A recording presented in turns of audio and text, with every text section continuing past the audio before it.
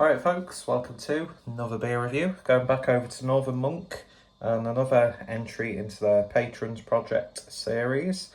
And this is a collaboration with Azvex and a beer simply titled Liverpool with absolutely wonderful, let me just get the label open, with some absolutely wonderful artwork from Dan Mumford.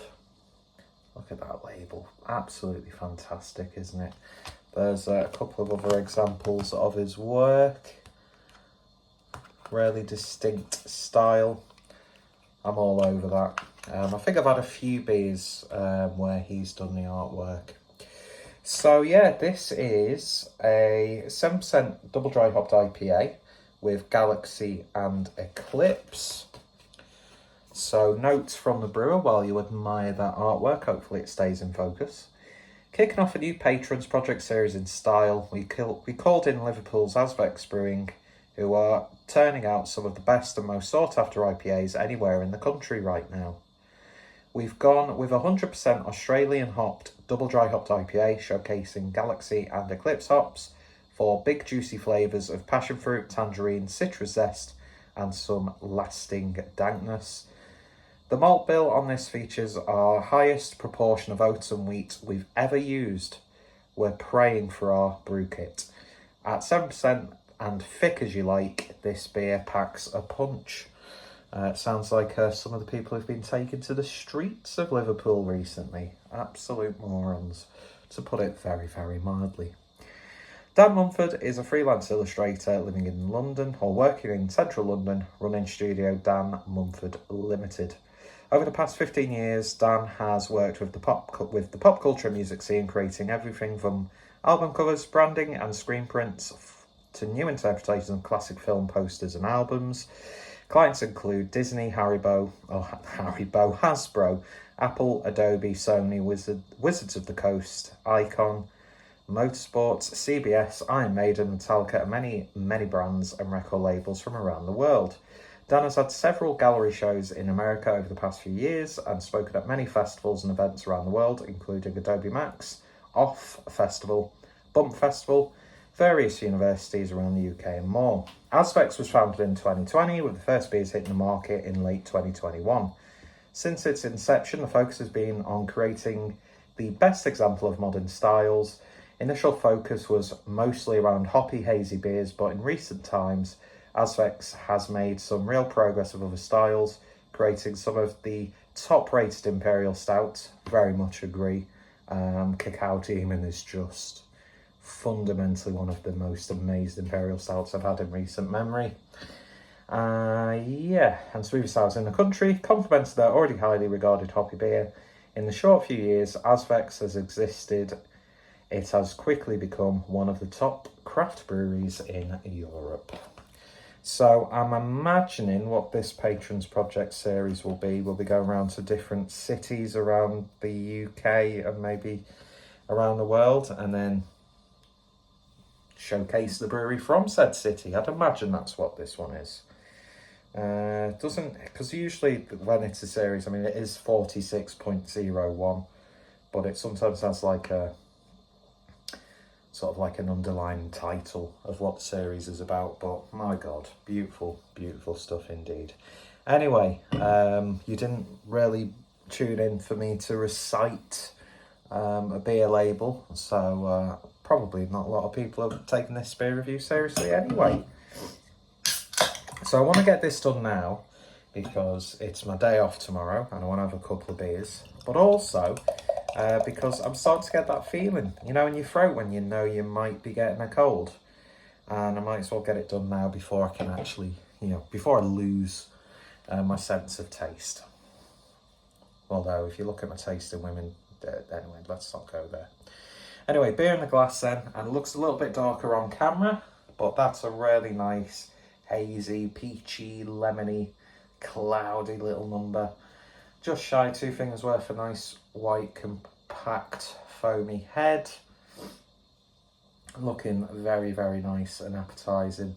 Gets a little bit more sort of like chalky towards this part of the glass, but very, very nice and appetising indeed. So let's see what we get on the nose. It's a little bit sherbety. It's got a soft aroma, I would say. There's a vibrancy there, but there's not like a really in-your-face overriding element to the aroma. Reminds me of like opening up a pack of Mawam. You know, those like really hard gummy sort of sweets, which I'm always terrified that one day one of my fillings is going to actually come out with the sweet. But yeah, a little bit of sweetness there. It smells really, really nice. It's reined in. It's sort of like mature. It's not in your face in one specific direction. I've been noticing a lot of really well balanced yet flavoursome IPAs and stuff recently. Had because I got this from House Trembling Madness. Got a few other beers, including a few from Sudden Death. And my God, I had a double IPA, which was more like a triple IPA from them. Probably yesterday, actually. Don't know when that review is going up, but don't know when any of these reviews are going up. But yeah, it's like, it's every now and then, it's like nice to have like a really abrasive in your face, sort of like domineering flavour in a hoppy IPA. But sometimes, man, it's just like you want something that's maybe a little bit more just flavoursome, but laid back and enjoyable and doesn't, you know, not one flavour distracts. But yeah, this smells absolutely wonderful. Let's see what it tastes like. Cheers, folks.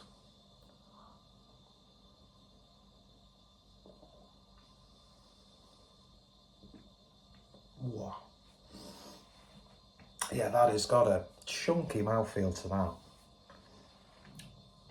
I wasn't expecting the like carbonation to be as sort of aggressive as it is. It's not aggressive, but it's a little bit more in your face than you would expect without it being in your face.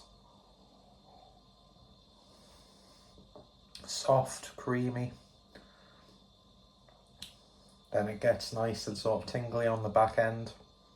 Big dank bit in this one. Yeah, really in your face, I would say. Almost abrasive, bitter finish.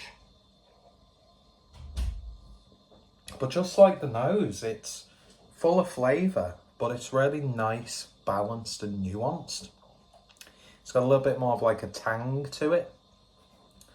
You're definitely getting the passion fruit. That's definitely coming through, but it's a nice passion fruit flavour.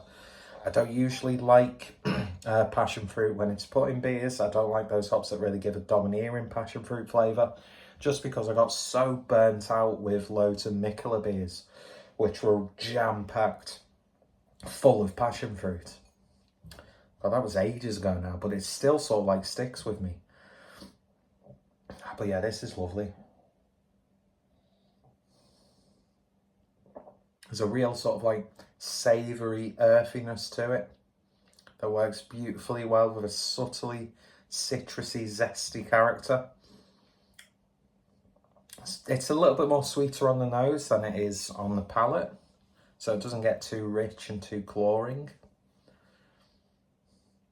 Yeah, this is very good.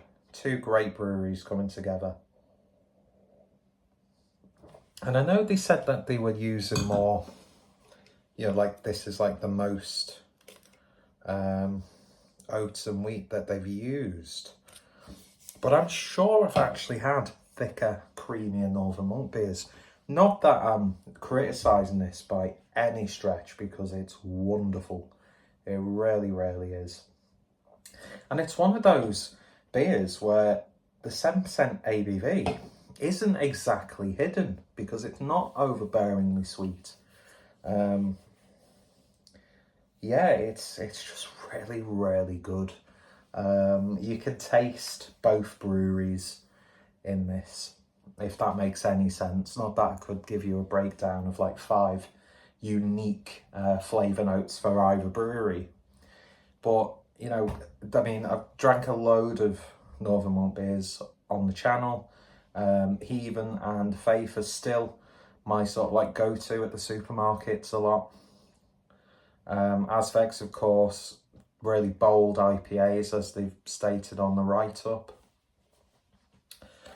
And yeah, there's like really distinct sort of like brewery specific characters to it. So yeah, it's very, very nice indeed.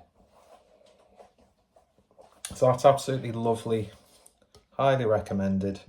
If you haven't tried it, go pick it up. If you have tried it, let me know what you think. And yeah, check out both breweries in the description. And I shall hopefully see you all later.